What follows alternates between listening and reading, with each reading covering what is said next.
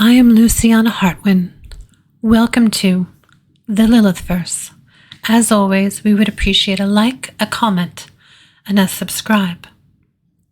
Something I've been asked a lot, but why Lilith? Why is Lilith the goddess that I work with the most? She's a demon, I'm told, or even that her worship should be considered a closed practice. Is she really a demon, though? Her origins started there in ancient Babylon and Mesopotamia, but she transformed over time, becoming a multifaceted and powerful being. But also, Jewish mysticism characterized her as a human who was transformed into a demon.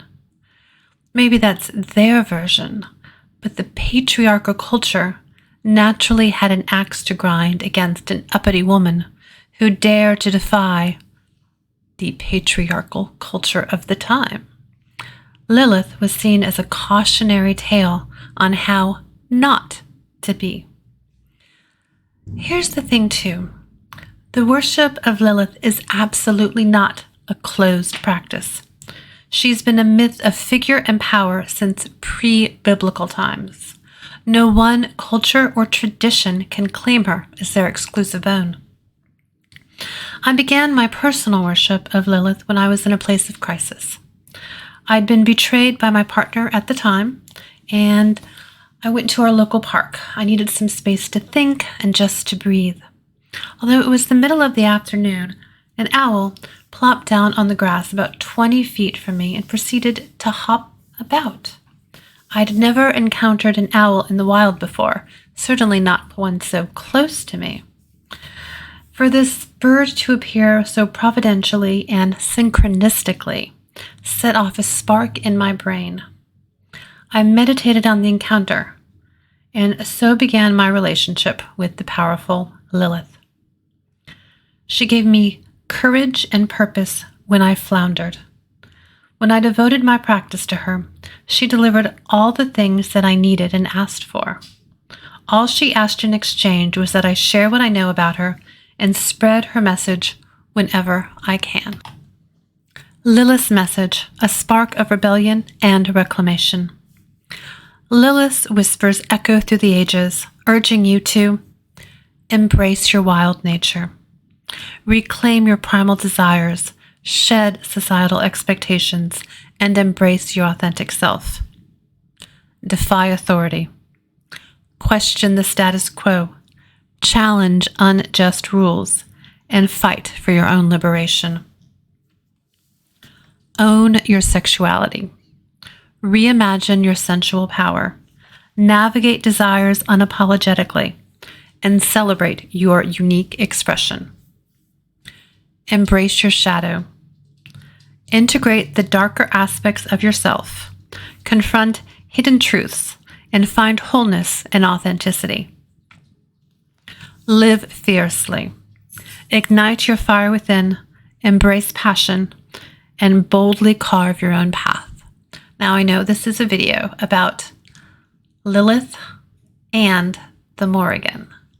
If you're drawn to dark goddesses in general, you may be wondering why one over the other. Now, about 6 years ago, I began to encounter the Morrigan whenever I would meditate or whenever I would go to do a shamanic journey. I felt very drawn to the Morrigan and her Celtic practice. And even though she appeared to me often, our relationship never really seemed to progress too much further. Looking back, I think that what really kept our relationship from flourishing was that I tried to connect with other followers of the Morrigan. They made me feel very unwelcome and were very strident in their gatekeeping. The crux of what they said was that if you weren't born and raised in Ireland, then you were not welcome around the Morrigan campfire. The hostility drove me away and kept me from really committing to a relationship with a goddess that I had felt drawn to and who seemed to want to welcome me to her practice. Now, if I were starting fresh, I wouldn't attempt to connect with those followers, but rather do my own research, and follow my own path.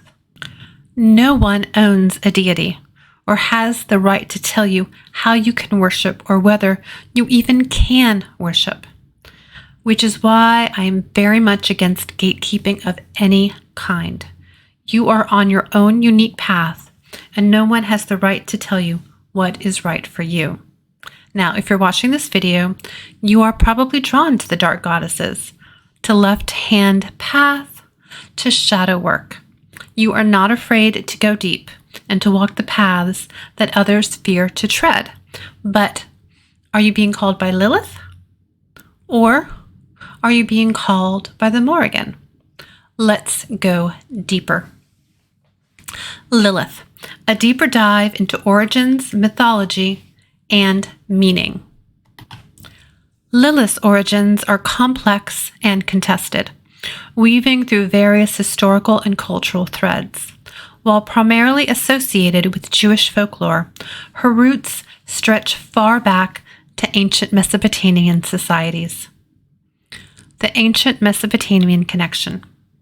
Scholars find connections between Lilith and the Lilitu, female demons mentioned in Sumerian and Babylonian texts. These Lilitu were often associated with childbirth dangers, nightmares, and male seduction.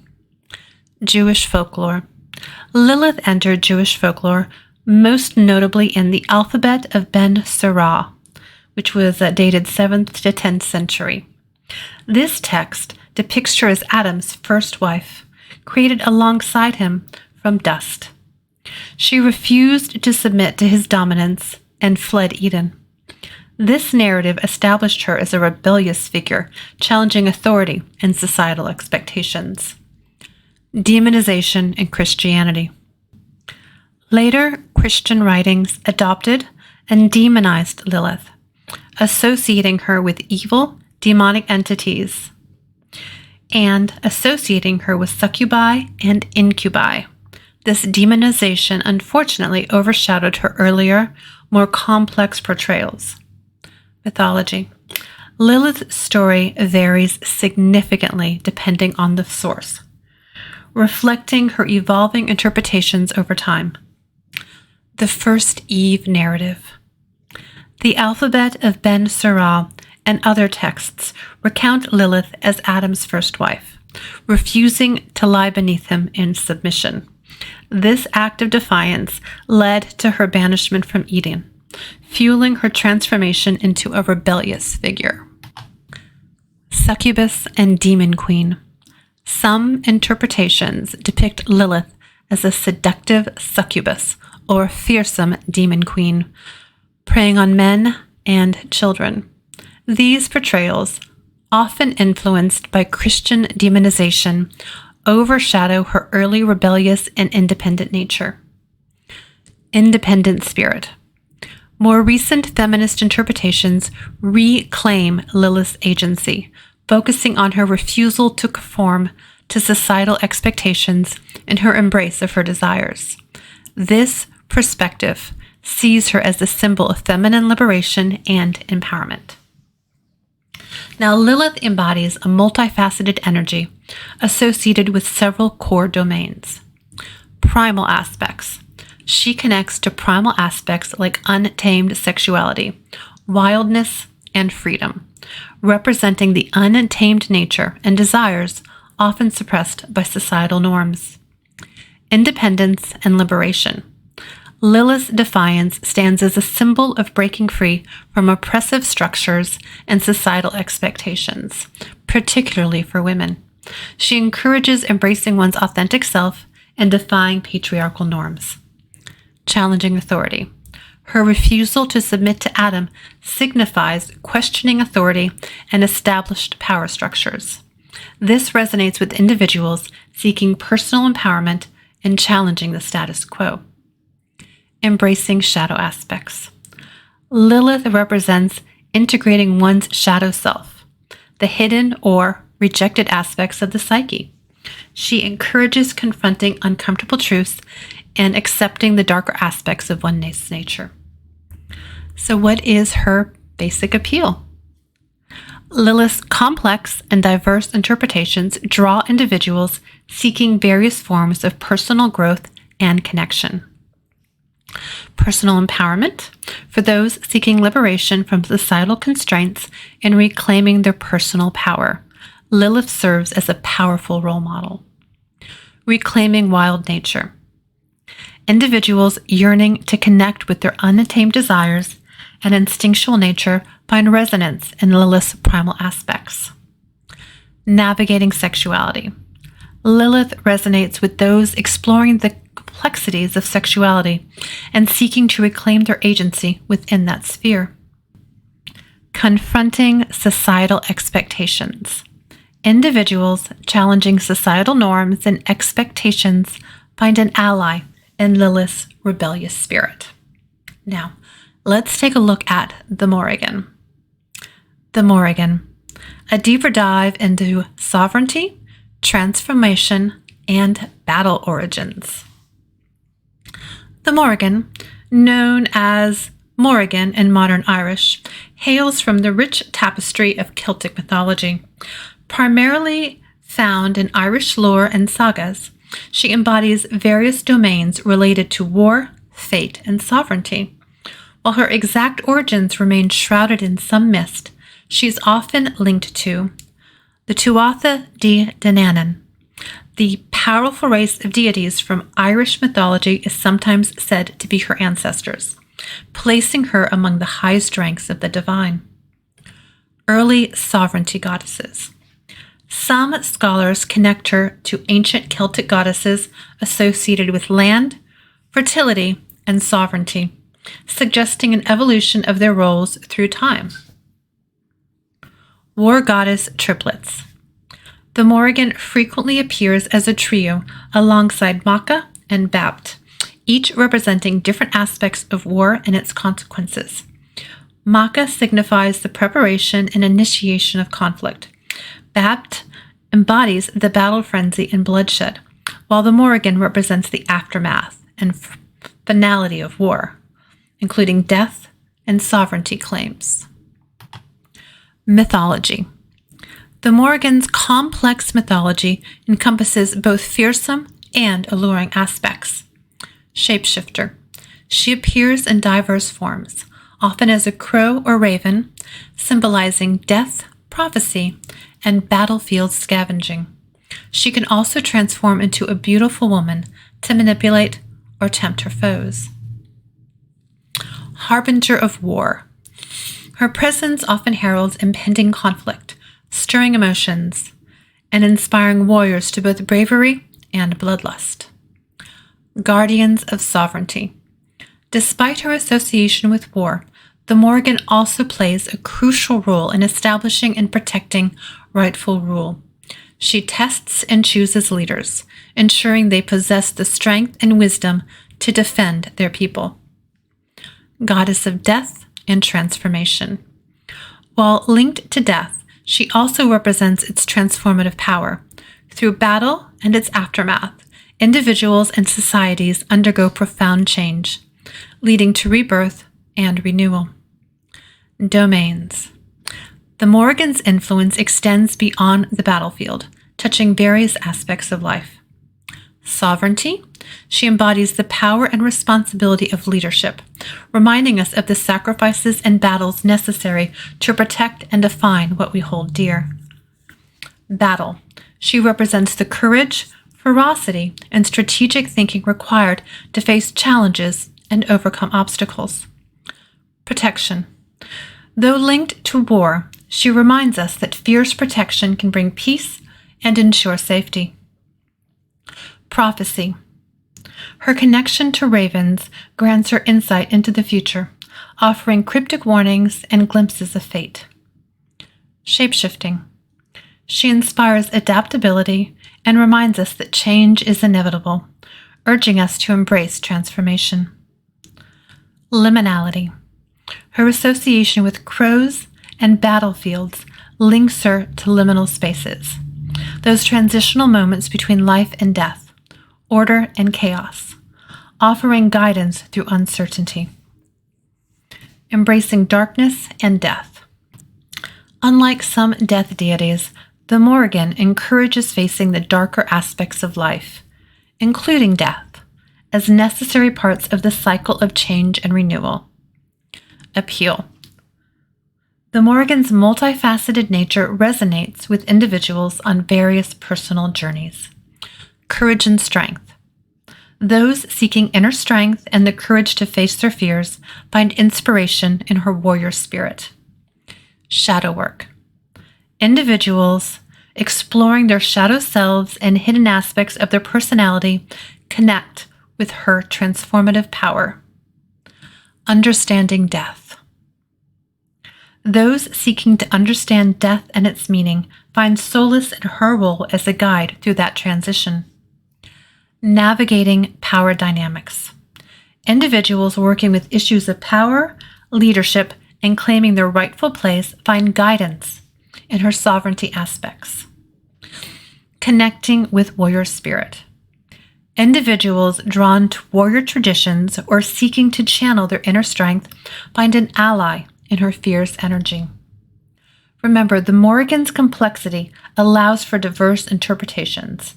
Whether you see her as a fearsome warrior, a wise counselor, or a transformative guide, her power lies in empowering you to face your battles, embrace change, and claim your own sovereignty. So, now what? You find both appealing. There is nothing stopping you from entering into a practice with either one or even with both. But for the sake of comparison, while both Lilith and the Morrigan share some common ground, their core focuses, energy, and perceived approachability differ, attracting individuals on distinct journeys. Okay, focus. Lilith. Her emphasis lies on personal empowerment and liberation, breaking free from societal constraints and expectations. She encourages embracing one's primal desires and challenging authority. The Morrigan. Her focus leans towards sovereignty, navigating power dynamics, and embracing the transformative aspects of battle and death. She represents the strength and wisdom needed to claim and defend one's rightful place, acknowledging the transformative power of conflict and change. Energy. Lilith. Her energy is often described as fiery and rebellious, fueled by personal liberation and challenging the status quo. It can be passionate, dynamic, and sometimes turbulent. The Morrigan. While fierce, her energy is described as grounded and connected to cyclical transformation. It embodies the steady strength of a warrior queen, rooted in the knowledge of life's cyclical nature. Approachability. Lilith. Due to her focus on individual empowerment and her individual nature, she might be perceived as more approachable, particularly for those seeking personal liberation and reclaiming their wildness. The Morrigan. Her association with war and death can initially feel more intimidating. However, those seeking courage, navigating power dynamics, or understanding personal transformation might find her fierce energy more relatable. Remember, no inherent better deity. Both Lilith and the Morrigan offer unique energies and connections. Personal needs and journey. How to choose. Choose based on what resonates with your current life stage, challenges, and aspiration. Respectful research. Explore their cultural origins and diverse interpretations with respect. Trust your intuition. Ultimately, the decision of who to connect with lies within you. Additional considerations. Shadow work. Both deities can guide explorations of one's shadow aspects, but in different ways. Lilith encourages integrating primal desires and challenging societal expectations, while the Morrigan helps confront the darker aspects of self and transformation. Creativity and sexuality. Lilith can be a powerful ally for exploring creative expression and reclaiming sexual agency, while the Morrigan might not be as prominent in those domains. leadership and protection.